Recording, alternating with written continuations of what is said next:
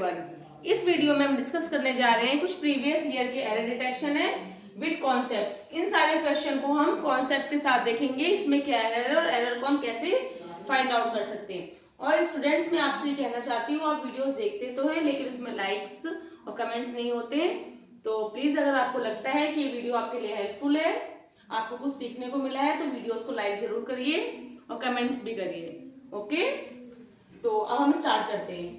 First question है आपका, the tables leg have been elaborately carved. ठीक है, फर्स्ट क्वेश्चन क्या है आपका, द टेबल्स लेग। अभी आप क्या देख रहे हो, टेबल्स लेग हैव बीन इलैबोरेटली, इसका पार्ट ऑफ स्पीच क्या है, ये आपका है एडवर्ब। ठीक है, कार्व्ड आउट यानी इसे निकाल लिया गया, ये क्या है आपका वर्ब है। तो वर्ब को मॉडिफाई कर रहे हैं, तो ये इलैबोरेटली का मतलब होता है किसी भी चीज को डिटेल मैनर में बहुत अच्छे तरीके से निकाल लेना। तो आप बताना चाहते हैं कि टेबल्स लेग, तो हमेशा याद रखना कि कभी भी नॉन लिविंग के साथ, जो ये एपोस्ट्रोफी एस का यूज है, कभी भी नॉन लिविंग के साथ आप यूज नहीं करते हो। तो क्या आना चाहिए यहाँ पे, the leg of table, the leg of tables have been elaborately carved out. Okay, तो फर्स्ट में एरर क्या है आपका, फर्स्ट पार्ट में एरर है। अच्छा, इस फर्स्ट पार्ट में एरर निकाला कहां से, ये जो एरर है आपका नाउन का एरर। अगर हम बात करें कि कौन से पार्ट ऑफ स्पीच का एरर है, ठीक है, मतलब जो ग्रामर में आप जितने भी टॉपिक्स करते हैं ना, noun, pronoun, adjective, adverb, preposition, conjunction etcetera, तो इसमें से कौन से पार्ट का एरर है। तो ये जो एरर देखने को आपको मिला है, ये आपका एक आपका टॉपिक होता है नाउन। ये एरर आपको नाउन, ये एरर जो है नाउन का एरर है। ओके, इसमें एक आप एपोस्ट्रोफी एस के बारे में पढ़ते हैं कि इसको किसके साथ यूज करना चाहिए और किसके साथ यूज नहीं करना चाहिए। तो ये डिटेल अगर मैं आपके लिए, ये अगर आपको ये वीडियोस अच्छी लगती है, आप लाइक्स करते हैं, अच्छा रिस्पॉन्स आता है, तो मैं आपको टॉपिक वाइज सारे जितने भी पार्ट ऑफ स्पीच में आपको टॉपिक वाइज सारे 1 by 1 करवाऊंगी। तो इसमें एरर क्या है, the leg of tables have been elaborately carved out. Got it, ये हैव बीन क्यों बोला है आपने, ये आपने हैव प्लूरल लिया है क्योंकि यहाँ पे क्या टेबल्स है, इसलिए आपने हैव को यूज किया है। कोई डाउट तो नहीं है? अगर कोई डाउट हो तो आप मुझे कमेंट सेक्शन में पूछ सकते हैं कि मैम ये वाला डाउट रह गया था, ये आपने कैसे लिया, कुछ भी आप पूछ सकते हैं, मैं आपको आंसर करूंगी। ओके, क्वेश्चन नंबर सेकंड देते हैं। क्वेश्चन नंबर सेकंड कहता है ही लाइक्स। 1 by 1 देखते हैं। ही क्या है आपका, ही आपका सब्जेक्ट है, सिंगुलर है, तो आपने वर्ब भी कैसा यूज किया, सिंगुलर। हमेशा याद रखना, जब आप वर्ब में एस या एस ऐड करते हैं तो वो आपका सिंगुलर बनता है।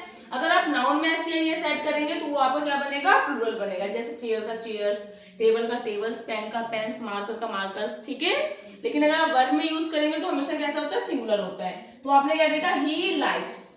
Okay, he likes the sceneries of the mountains.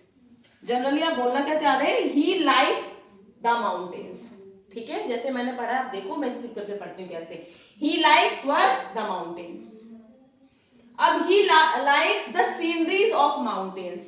तो फिर से अगेन ये जो एरर है आपको नाउन का देखने को मिल रहा है, जो सीनरी, सीनरी एक ऐसा नाउन है जो अनकाउंटेबल होता है। तो हमेशा याद रखना, आप अनकाउंटेबल नाउन का हम कभी भी प्लूरल नहीं बनाते। जैसे वाटर है अनकाउंटेबल, वाटर को आप काउंट नहीं कर सकते ना। अब तो वाटर का कभी आप वाटर्स करते नहीं, तो अनकाउंटेबल नाउन का कभी भी आप प्लूरल नहीं बनाते। अगर आपको अनकाउंटेबल नाउन को काउंट करना है, ओके, तो आप कुछ सर्टेन वर्ड्स ऐड करते हैं उस नाउन से पहले। जैसे वाटर को आपको काउंट करना है तो आप बोलेंगे a glass of water, 2 glass of water. Okay, तो जो सीनरी है, आप सीनरी को सीनरी नहीं बोलेंगे, आप क्या बोलेंगे, सीनरी। तो यहाँ पे क्या एरर है, scenery. He likes the scenery of mountains. Got it. Third है आपका, थर्ड एरर, थर्ड देखते, थर्ड क्वेश्चन देखते, द पार्टीज डिसएग्रीड। यानी जो पार्टीज थे वो डिसएग्री हो गई, सहमत नहीं है। किस पे सहमत नहीं, disagreed on the 2 first clause in the agreement. यानी अग्रीमेंट के जो पहले के जो क्लॉज थे उस पे वो पार्टी क्या हो गई, डिसएग्रीड हो गए। ओके, आपको सेंस समझ में आया? अभी हम एरर देखेंगे। द पार्टीज डिसएग्रीड, पास्ट की बात है इसलिए आपने वर्ब का थर्ड फॉर्म यूज किया है। Disagreed on the not 2 first, यहाँ पे क्या आना चाहिए, फर्स्ट 2। यहाँ पे आपका सीक्वेंस का एरर आगे पीछे करके दे रखा है। हमेशा याद रखना कि जो 1 2 3, ओके, जो आपके होते हैं 1 2 3, और एक होता है आपका फर्स्ट, सेकंड, थर्ड। सबसे पहले आता है आपका ordinal number, then cardinal number. तो ऑर्डिनल नंबर हम किसे बोलते हैं, ऑर्डिनल नंबर, और इसको बोलते हैं हम cardinal number. Okay, ordinal number and cardinal number. तो हमेशा जो आपका सीक्वेंस होता है वो हमेशा ओसी का सीक्वेंस होता है, इसको आप ऐसे याद रखेंगे ऑर्डिनल। अगर मैं बोलती हूँ first two boys are very naughty, okay, not two first boy of this class, ऐसे नहीं, this bench, first two boys of this bench are very naughty.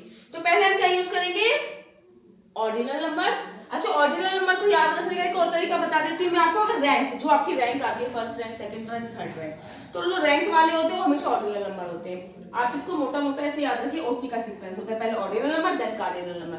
तो यहाँ पे क्या आएगा, the parties disagreed on the first two clause in the agreement. अगर आप ये पूछते हैं कि मैम ये कौन सा टॉपिक का एरर है, तो ये आपके एडजेक्टिव का एरर है। Okay, got it. तो इसमें क्या आना चाहिए, first two clause in the agreement. Now we will see the question number 4. Okay, due to unfavorable condition, I was failed to pay my tuition fees. Unfavourable condition की वजह से मैं fail हो गया फी को पे करने में। तो ये सिंपल पास्ट है, due to unfavourable condition I was failed, नहीं आई फेल्ड। ओके, देखो हमेशा याद रखना, वॉज वर्ब के बाद अगर आप टेंस में जनरली देखते हो तो वॉज वर्ब के बाद क्या आना चाहिए, बी4 आना चाहिए। लेकिन एक्टिव पैसिव के केस में क्या आता है कि वॉज और वर्ब के बाद आप बी3 यूज करते हैं। तो यहाँ पे देखो वॉज के बाद बी3 कैसे पॉसिबल है, ये कोई पैसिव तो नहीं है, ये सबको समझ में आ रहा है कि कोई पैसिव नहीं है तो चल रहा है एक्टिव में। तो क्या आएगा, यहाँ पे सिंपल पास्ट आना चाहिए, due to unfavourable condition I failed, किस चीज में फेल हुए, टू पे करने के लिए, किस चीज को पे करने में, ट्यूशन फी को पे करने में। Got it. तो जो सेंटेंस नंबर 4 में कौन से पार्ट में एरर है, थर्ड पार्ट में एरर, और क्या एरर है, वॉज नहीं आना चाहिए। अब देखते हैं फिफ्थ क्वेश्चन। फिफ्थ क्वेश्चन क्या है, I do not wish to rise false hopes, no या फिर नो एरर। तो क्या आना चाहिए, अगर आप इसको वन गो में पढ़ते हैं ना तो आप समझ जाएंगे। आई डू नॉट, आई के साथ डू नॉट बिल्कुल ठीक है, डज नहीं आएगा, ठीक है। आई के साथ क्या आएगा, do not, I do not wish. Do के बाद हमेशा जो डू डज डिड, इसके बाद जो भी वर्ब का फॉर्म आता है फर्स्ट फॉर्म आता है। तो आपने देखा आई डू नॉट विश, बिल्कुल ठीक, कोई एरर नहीं है।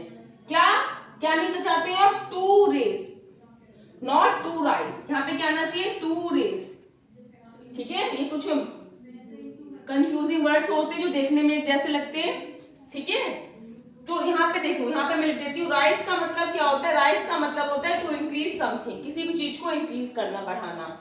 और रेस का मतलब क्या होता है, टू अपलिफ्ट, अपलिफ्ट, किसी भी चीज को उठाना, ठीक है।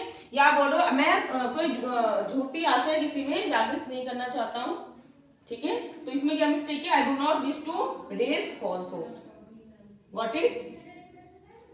Now question number 6। Question number 6 में हम देखते हैं, They all met in a room which was closed, वो रूम में मिले, they all met in a room which was closed, जो कहाँ था, close था, to the center, center के close था, किस लिए मिले, to discuss, मिलने का पर्पस क्या था, to discuss, they all met in a room to discuss। ये तो एक्स्ट्रा इन्फॉर्मेशन है ना कि which was, रूम के बारे में एक्स्ट्रा इन्फॉर्मेशन है। तो अब मैं इसकी प्रिपेयर करती हूँ, आप ध्यान देना, they all met in a room, ठीक है, to discuss, to discuss about the plan of action. तो इसमें क्या एरर है, to discuss, here we do not use about, ठीक है। As we know certain preposition that does not take about after them, जैसे discuss हो गया, describe हो गया, इनके बाद आप कभी भी अबाउट यूज नहीं करते हैं। तो आप क्या बोलोगे, दे ऑल मेट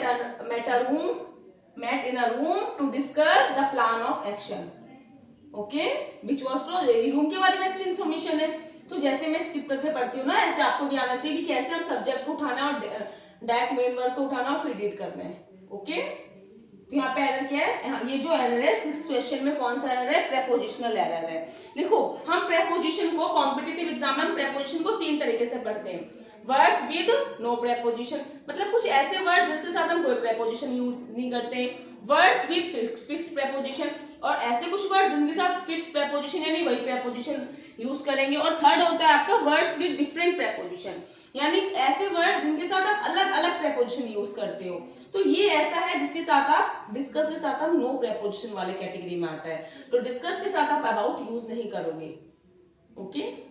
तो इसमें अबाउट नहीं आना चाहिए, सिंपल आएगा they all met in a room which was close to the centre to discuss the plan of action. अच्छा, एक और मेरे दिमाग में आया, ये जो सेंटर है ना, ये सेंटर, इसका कमेंट, ये जो मैं आपसे क्वेश्चन कर रही हूँ ना, इसका आंसर आप मुझे कमेंट बॉक्स में करेंगे। देखिए ये सेंटर लिखा है, एक मैं सेंटर यहाँ पे लिखती हूँ CENTER, इसका मतलब क्या है, और ये सेंटर, ठीक है। दोनों सेंटर में आप मुझे अंतर बताएंगे कमेंट बॉक्स में, ओके। दोनों सेंटर में आप अंतर बताएंगे, क्या दोनों सेंटर ठीक है या फिर कौन दोनों में से कोई एक ठीक है, ओके। अब है क्वेश्चन नंबर 7। क्वेश्चन नंबर 7 को देखते हैं। ही इज ओनली, इसका जो ओनली उद्देश्य था, only motive was to finding the truth and follow it. उसका जो मोटिव था क्या था, एक सच्चाई को जानना, उसको फॉलो करना। सेंटेंस को हमने वर्गों में पढ़ा और उसका मतलब समझा। अब हम एरर फाइंड आउट करेंगे। हिज ओनली मोटिव, उसका जो उद्देश्य था, ओनली उद्देश्य क्या था, वॉज, ठीक है, क्या था, to find, not to finding, to find. हमेशा याद रखना 2 + V1 इन्फिनेटिव होता है और 2 + V1 आपके पर्पस को बताता है, ठीक है। तो देखेंगे his only motive to find the truth and follow it. 7th question में एरर कौन से पार्ट में देखा हमने, सेकंड पार्ट में देखा।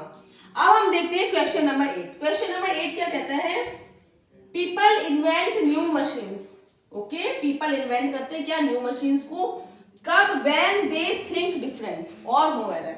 इसका आंसर आप मुझे कमेंट बॉक्स में करेंगे। क्वेश्चन 8 आपके लिए होमवर्क है, ओके। क्वेश्चन 8 क्या है, आपके लिए होमवर्क है। इसका आंसर, इसका और ये जो सेंटर वाला मैंने आपसे क्वेश्चन किया है, इनका आंसर आप मुझे कमेंट बॉक्स में करेंगे। और स्टूडेंट्स, अगर आपको ये वीडियो अच्छी लगती हो तो आप इसे, और आपको लगता है कि हमें कुछ सीखने को मिला है, तो आप इस वीडियो को लाइक जरूर करें, ठीक है। चैनल को सब्सक्राइब कर ले, ठीक है। Thank you.